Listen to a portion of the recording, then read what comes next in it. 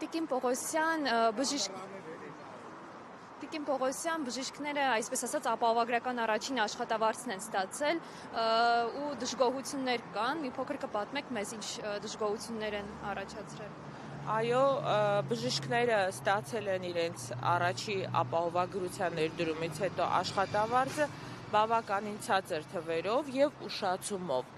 Հիվանդանոցային բլոկի աշխատողները ստացել են շուրջ 30% ցածր աշխատավարձներ, իսկ պոլիկլինիկաներում, այսինքն արտահիվանդանոցային բժշկական ծառայությունում մոտավորապես 2 անգամ, 2-ից 3 անգամ երբեմն ցածր եւ այս կառույցում շատ ավելի ցածր ստացել են բուժքույրերը, մայրապետերը, որտեղ բժիշկները եւ բուժքույրերը այնտեղ վարձատրվում էին per capita սկզբունքով, այսինքն գլխաքանակային սկզբունքով եւ այդ per capita սկզբունքով իրենց աշխատավարձը բավականին ինչել է։ Եվ ցավոք սրտի բավականին ուշ են ստացել, այսինքն եթե չեմ սխալվում, փետրվարի 20-ին նոր իրենք աշխատավարձ ստացան,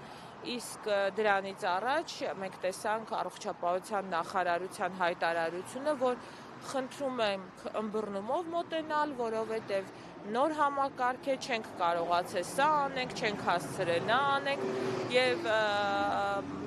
ցավալի է, որ այս բոլոր մարդիկ, որոնք որ ստանում էին ուշ աշխատավարձ, ունեին բազմաթիվ պարտավորություններ, բոլորը անհանգստացած գրում էին, որ իրենց բանկերի խնդիրներն են լուրջ խնդիր առաջացրել, այլ պարտավորություններ եւ այլն։ Սակայն մենք տեսնում ենք այսօր, որ առողջապահության նախարարությունը փորձում է դրա դեմ ինչ-որ գործընթացներ անել եւ այսօրվա մեր խնդրանքը հենց դրանում է, որ նստել կառուցողական դաշտում մեկ սեղանի շուրջ, լսել խնդիրները եւ փորձել համատեղ գտնել այդ խնդիրների լուծումները։ Ամենամեծ բացը ո՞րն է այս համընդհանուր ապահովագրության համակարգի, որը դուք մատնանշում եք։ Ամենամեծ բացը հախուռն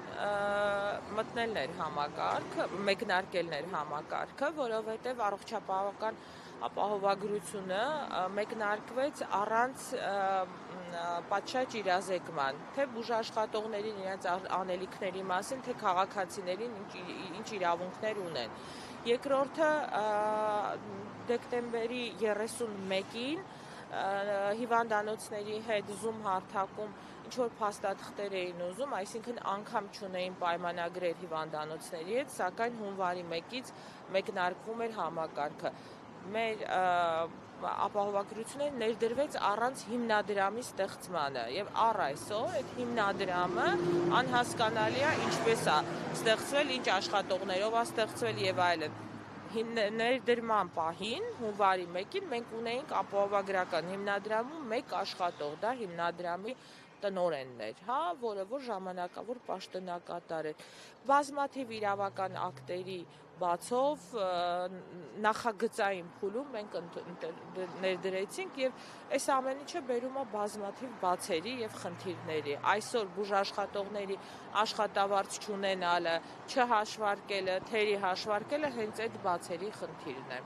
Իսկ ինչ կասեք ծանրաբեռնվածության մասին, արդյոք այժմ ծանրաբեռնվածությունը համապատասխանում է ստացած աշխատավարձին եւ նաեւ թղթաբանության հետ կապված ինչ խնդիրների են բախվում բուժաշխատողները։ Այո, ծանրաբեռնվածությունը հատկապես արտահիվանդանոցային բլոկում բավականին շատ է, մարդիկ բժիշկները ամբողջ օրը անհասկանալի թղթաբանության մեջ են եւ շատ կարևոր եւ լուրջ խնդիր է առմետ համակարգի չաշխատելը, որովհետեւ ժամերով առմետ համակարգը կարող է չաշխատել, որի արդյունքում անգամ մի դեղատոմս գրելը դառնում է խնդիր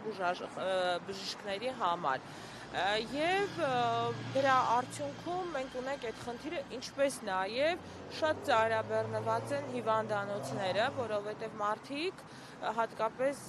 պլանավորվող ոչ սուր դեպքերով արդեն բավականին շատ դիմում են, հերթեր են կուտակվում եւ այս ամեն ինչի այսպես ասած չհամակարգումը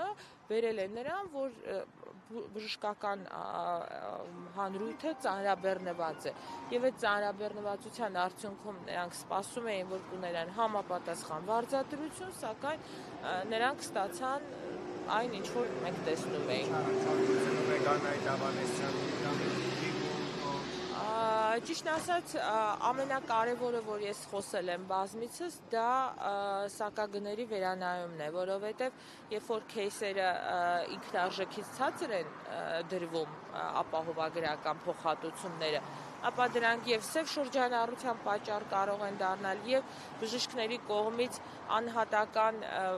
չցանկանալը